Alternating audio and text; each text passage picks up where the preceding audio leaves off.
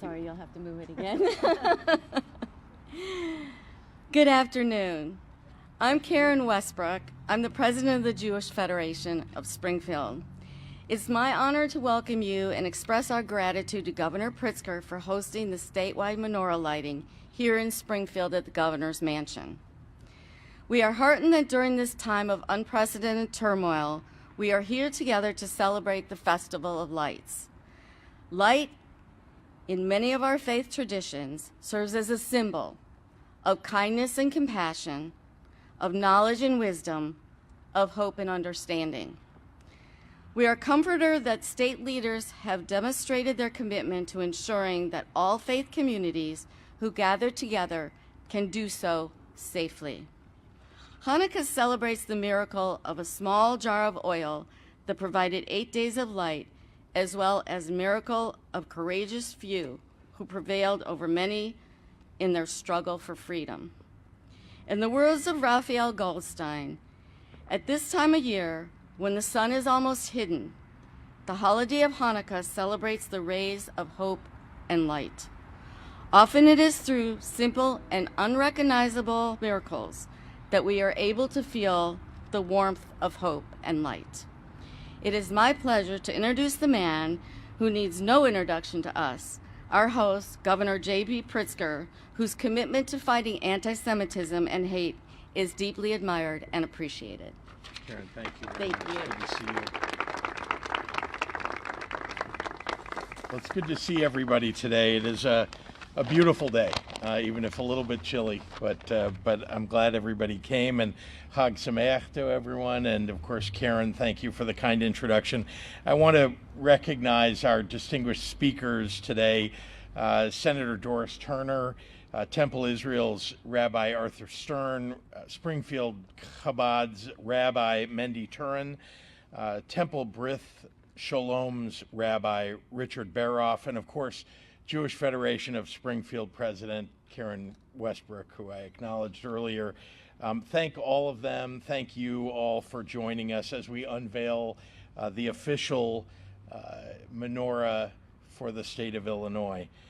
I'm proud of being Jewish and to share my heritage with the people of our state during Hanukkah, an honor and a privilege that my ancestors who escaped anti-Semitic terror in Ukraine could never have imagined. For that, I celebrate alongside many of you who have had history and heritage of relatives who have suffered from anti-Semitism over many years. I'd be lying if I said, though, that this year was just like every other. I thought about what I would say today. I thought a lot about it. And it's an intense moment that we find ourselves in.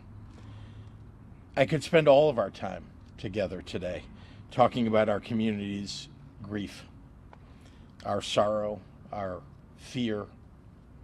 It's at the forefront of all of our minds. I will not focus on that other than to say this. Hate is evil. To everyone here, and those who may be watching on television, remember that anti-Semitism, Islamophobia, racism, anti-Christian and anti-LGBTQ hate, all are against God's law. All of them. And they're un-American. And know that violence in the name of hate will be met with law enforcement and prosecution. Illinois will not tolerate intolerance. But here today, as I look out on all of your faces, a coalition of Illinoisans of faiths and backgrounds of all sorts, I am filled with hope. Just in the last few months, I've seen the people of Illinois console one another in our collective sadness. I've seen Jewish leaders recite the Mourner's Kaddish in memory of 6-year-old Wadia al-Fayumi, who was senselessly killed by a right-wing murderer. I've seen Muslim leaders pray for their Jewish neighbors who've lost family and friends. I've stood together with Muslim, Arab, and Jewish leaders to denounce hate. In our shared pain, we've lifted each other up, standing in solidarity against a rising intolerance. Everyone will tell you that the Hanukkah story is one of miracles. But even more so, it's a story of liberation. Liberation from living in the shadows and being forced to hide from who we are. Liberation from those who seek to divide, to discriminate, and to oppress us. Liberation to transform our despair into hope. To dare to dream that a better world isn't just possible, but it's within our grasp. Today we don't have the miracle of oil lasting 8 days, but here in Illinois, we will be the light that outlasts all expectations. Author Karen Hess wrote, "Sometimes a flame can be utterly extinguished. Sometimes a flame can shrink and waver, but sometimes a flame refuses to go out. It flares up from the faintest ember to illuminate the darkness, to burn in spite of overwhelming odds." So to all the people of Illinois, may we be the flame that refuses to go out. May we burn bright in the names of those we've lost and in defiance of the hatred that seeks to destroy us. In the throes of overwhelming odds, we may prevail stronger than ever before. To Jewish people across Illinois and across the globe, Chag Sameach, may Hanukkah be filled with solidarity and light and hope. With that, it's my great pleasure to turn it over to my good friend, our senator here in Springfield, Senator Doris Turner.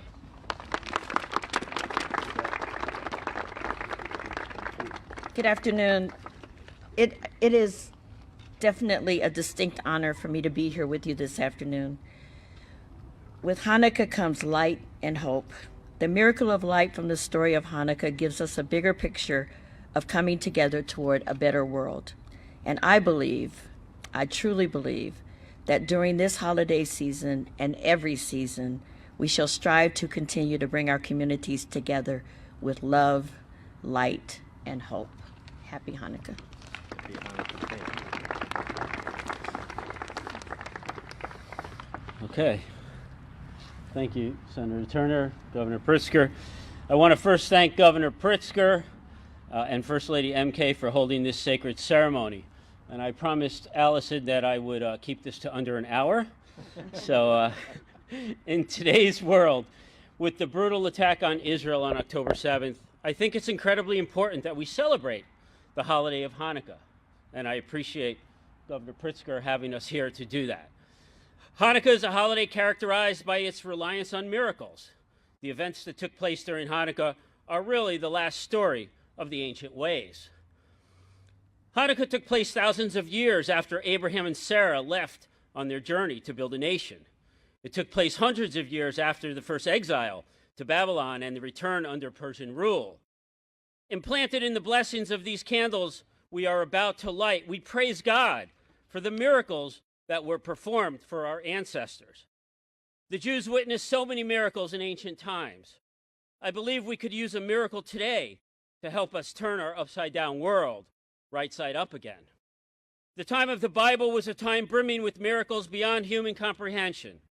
Everywhere the Israelites looked, God's divine hand was discernible. In the Bible, Moses' rod miraculously transformed into a snake. The great Nile bled blood. Rocks broke forth to bring water, and the sky brought down gifts of sustenance. This was a world in which, for better or worse, to our salvation or to our demise, great seas might part to save us, or the earth might open its mouth to swallow us whole, as it did with Korach and his followers. Maybe God could open the earth again and swallow all the evil people once and for all. On Hanukkah, we sing of miracles in our devotion prayers and spin the iconic dreidel, whose spinning letters remind us that a great miracle happened there, or if you're in Israel, happened here. On Hanukkah, we celebrate the two-part miracle of the Maccabees' underdog military victory over the all-powerful Greeks, as well as the miracle of the oil that burned for 8 whole days, instead of just one night. On this Hanukkah, as we reflect on these two different miracles, I invite you to reflect on the question, what is the place of miracles in our lives today? As you light the Hanukkah candles each night, bring a moment of light into darkness. I invite you to ask yourself, do we still live in a world which God's presence can be discerned through miracles? To the extent that our relationship to miracles has shifted since the time of the Israelites wandering in the wilderness, how do we experience God's presence today? How do you experience and define the miraculous? Lastly, where does God end in the miraculous, and where does human agency begin? However, I believe the greatest miracle of all lies in not disrupting our lives, as some might surmise from the recent events, but to make room for life. The truly miraculous is not something that violates our lives, but penetrates our souls. In Hebrew, the word for miracle is nes. This means sign, which is the root in the word significant. God's true miracle is to give each of us the chance to craft a light that is significant and miraculous.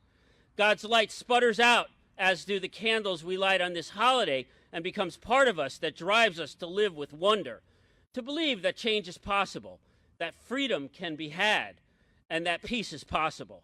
I believe that God has given us the privilege and the agency to light our own light and create our own blessings today. This, in my opinion, is the greatest miracle of all. Happy Hanukkah and Chag Sameach, everybody. And I would like to introduce Rabbi Mendy Turin.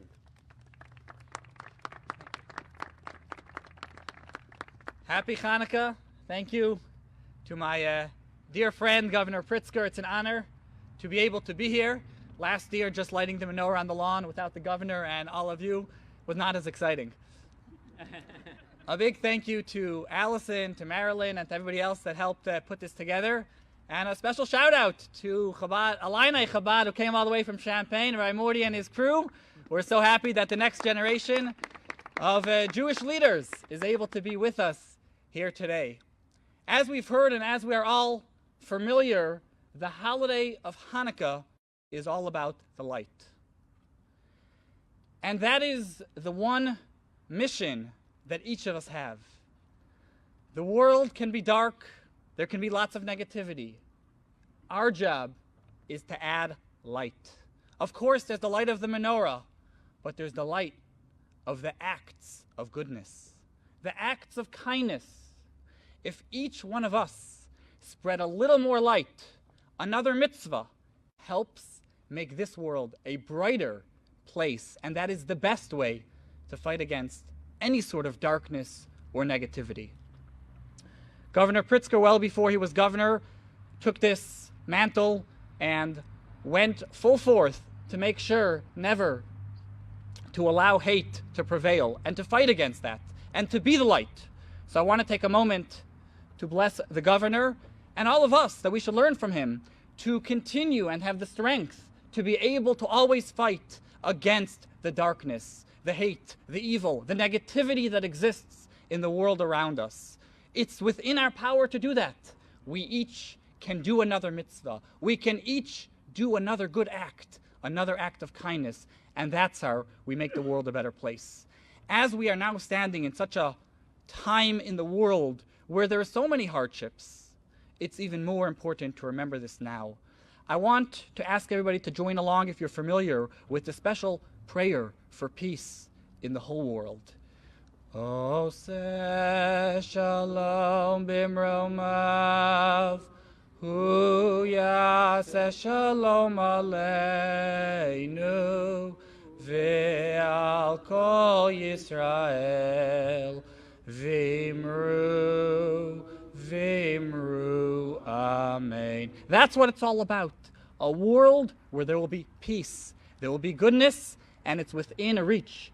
Each of us are able to do the one additional act to make that happen even quicker, to bring about the Mashiach time when there will be only positive in the world. So one more prayer. Everyone is welcome to repeat after me. Yechi Adonenu Morenu V'Rabbeinu Melech HaMashiach L'Olam Va'ed. Once again, a happy Hanukkah. It is my honor to introduce Rabbi Baroff.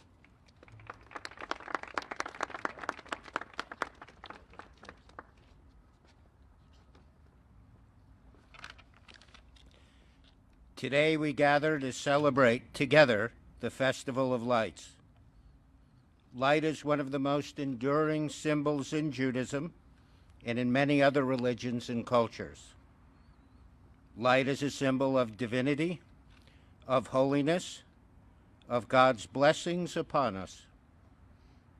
Light represents hope, the promise of a better future, our trust in God's providence and benevolence. Light reflects our dedication to learning, knowledge, scholarship, pushing away the scourge of ignorance. Light serves as an emblem of wisdom, insight, ethics, judgment, and enlightenment. Scientifically, the contemplation of light has been shown to be a key to understanding the secrets of the cosmos. As we are mysteriously drawn to it and away from the darkness, light acts as a beacon, embodying our common humanity, the unity of all people. In particular, the lights of the Hanukkah Menorah are a sign of freedom from oppression, the liberty to worship as we think is right, and to live as we believe we should. May the daily increasing radiance of the menorah inspire us to work towards a world illumined by the light of sanctity, human kindness, enlightenment, and liberty. Thank you, Governor, for holding this celebration and inviting the rabbinic community to be part of it. Nancy Sage will light the menorah.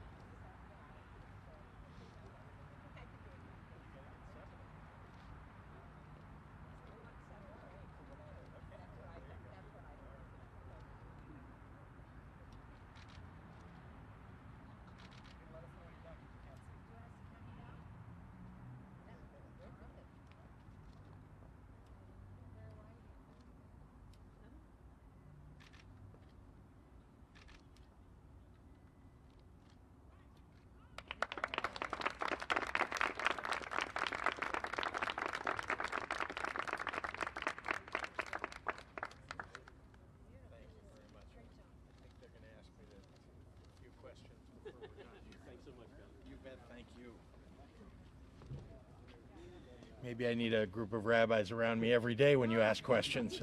We're gonna gaggle. Oh, you want to do it separate? Okay. All right. Thank you, everyone. We'll move to another.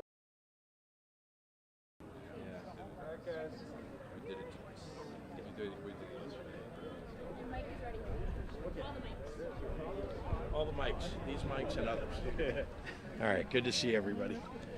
Happy to answer any questions you may have. Governor, after the JCAR hearing a couple of days ago regarding the assault weapons ban and the registration requirement, there were some unresolved issues that were pushed to the January 16th meeting. You know, are you concerned that maybe this whole process of getting everything implemented in time for January 1st, you know, hasn't gone as smoothly as hoped, or, you know, and you know, that there could still be some confusion of people who may not know whether they're in compliance with the law? Well, let's start with the fact that I expect that we will continue to have the emergency rules in place. That's the case, and up until the final decision by JCAR about the permanent rules, which I expect will be approved, whether it's in January or in February. How can you enforce a law where there's confusion of the rules, though? You've got this possibly leading to a Class 3 felony. People would lose their rights to Well, that's an exaggeration that often occurs in right-wing media. The reality is that most people really do understand these rules. And by the way, people are actually signing up, registering their automatic assault weapons, their high capacity magazines rather, and as we get closer to it, we're seeing more and more people actually do what they're required to do under the law. In place right now, an airsoft hand, grips can be considered an assault weapon attachment. Remember that the permanent rules are coming. There's another meeting of JCAR coming in January. I really expect that there's a widespread understanding of what people need to do, and to the exceptions, I would just argue you'll know the answers over the next month or so. And nobody is getting charged, arrested. As you know, the first commission of a violation is a misdemeanor if it even gets charged. The second violation, however, is a felony. So I encourage everybody that has an assault weapon to actually go online or otherwise to make sure that they're registering it. So the Seventh Circuit just declined to hear the appeal in bank, which opens the door for them. They're now ready to file for writ of certiorari.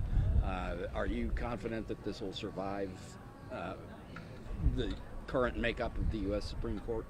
I think you've asked me this question at least 9 times since we haven't, passed the law. actually. Okay, fair enough. You may be the 9th questioner of the same thing, and that's fair. I still believe that as everybody that voted on the law and voted for it, that this is not only a legal undertaking, an appropriate undertaking to keep and safeguard the people of the state of Illinois, but a constitutional one too. Governor, regardless of what the JCAR rules say now and what they could say by the 16th, we know that when people register their firearms on the state police website that are deemed assault weapons, obviously, like you've said before, we don't know of the 2.4 million people who have guns, who have assault weapons. Some people have FOIA cards, don't have any guns at all. But that's right. The percentage of people who've registered, though, it really hasn't changed much. I guess the concern is that you have this law in place, and the percentage has changed a lot. It's gone up 50% just in the last 2 or 3 weeks. The number of people that have registered their assault weapons. Do you have concerns that more people who own assault weapons in this state are just going to ignore the law, and that there could be a lot out there floating after January 1st when the law's in place? Of course, I'm concerned when people choose not to follow the law. But let's be clear, this law is intended to keep people safe across the state. It will.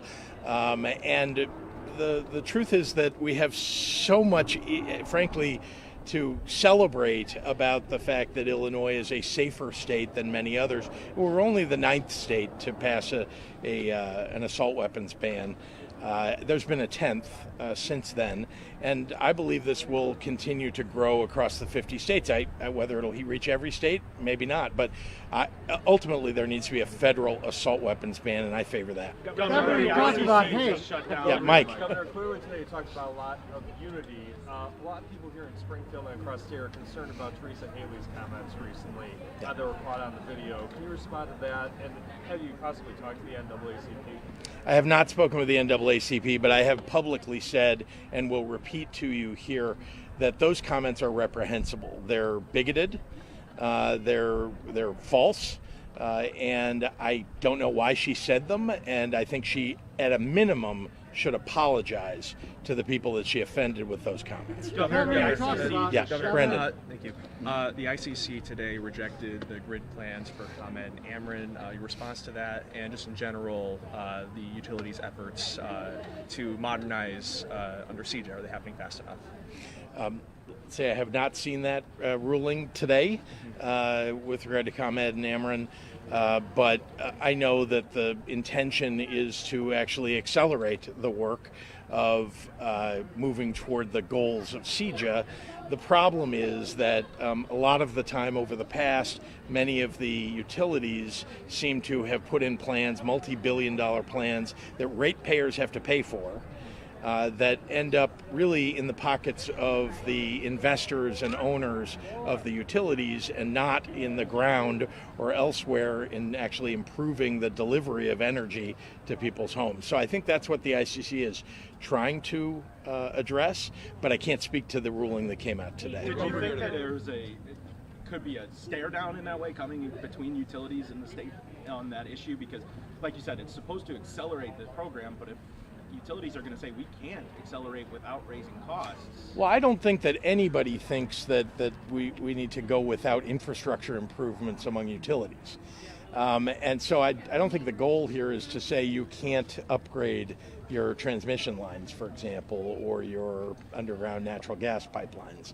I do think that the goal is to make sure that those numbers, the amounts that are being proposed, are reasonable for the job that needs to get done. And I think there are questions with regard to the gas utilities, and again, haven't seen the ruling from today, but in regard to the gas utilities, questions about, okay, if we're moving toward a world where we're going to have nuclear and renewable energy providing our energy sources, as our energy sources, how much infrastructure investment should the ratepayers pay for if over the next 35 years, let's say, we're moving away 25 years, we're moving away from, natural gas usage.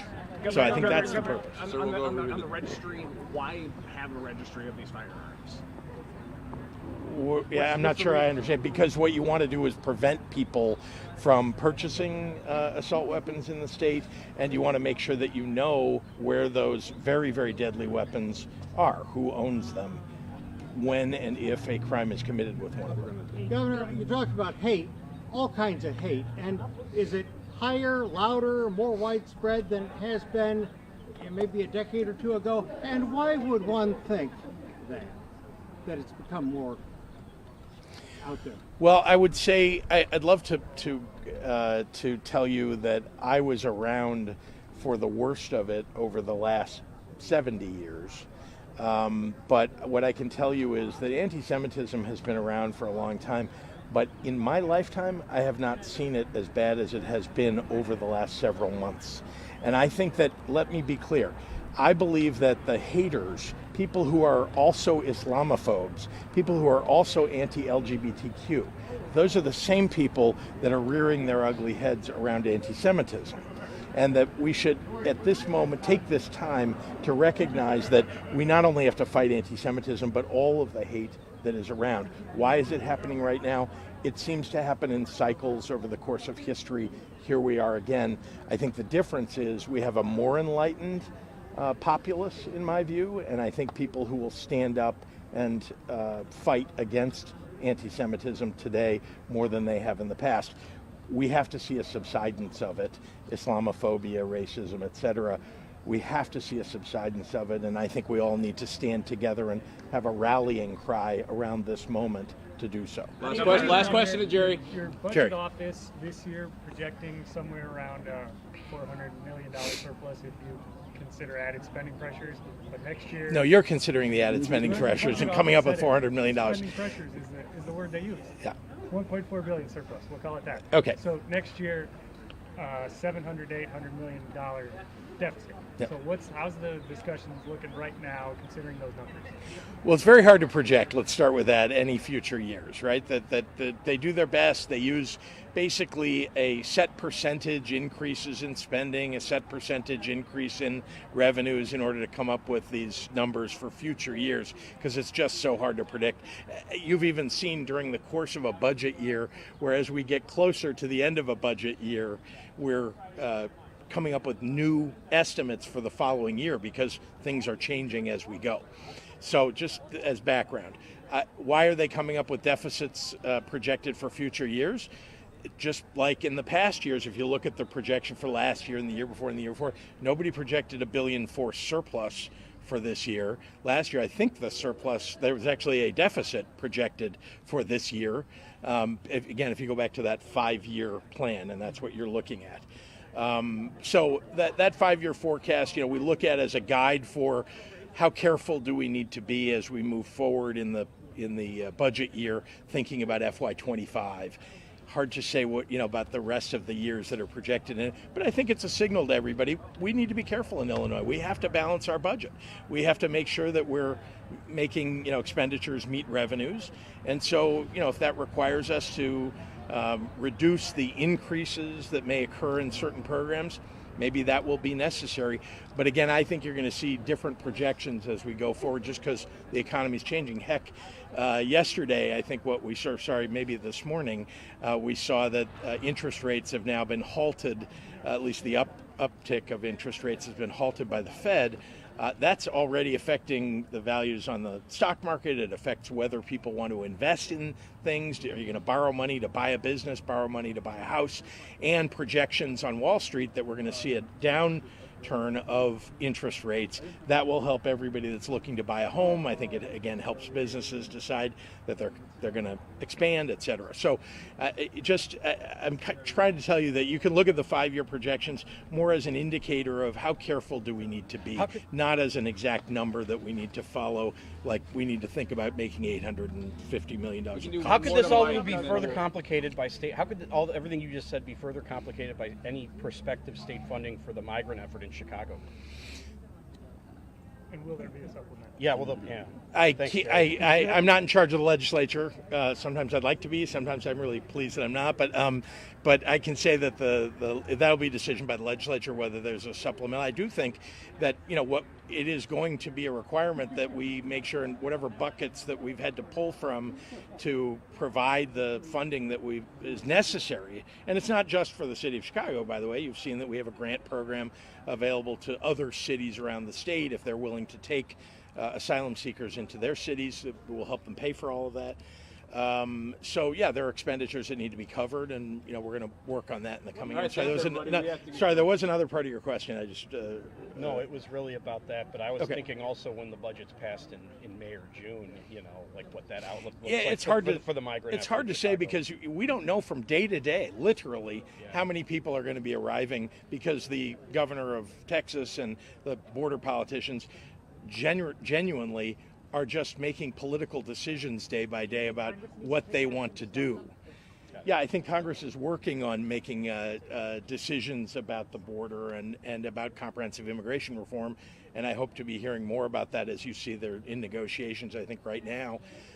Look, the states that are unfortunately receiving migrants from these politicians in the South are ones that need help from the federal government. Folks that are here that we're supporting, by the way, are here legally. I want to make sure everybody understands the difference between an undocumented immigrant who may have been here for many years and the migrants, the asylum seekers that are here who cross the border, get papers because they're waiting for an asylum hearing. They're in this country legally. They can go anywhere they want legally, and sometimes they are deceived by the politicians in those southern states to say, oh, you should get on a bus and go to Chicago because, hey, they've got plenty of shelter for you in Chicago, when we know that's not true. It's very different. We've taken on many, many thousands of people into the shelters in the city of Chicago and in other places in Illinois, and other states have too, but it's been a targeted endeavor by politicians who want to make political hay. All right, thanks, folks. Thanks, everyone.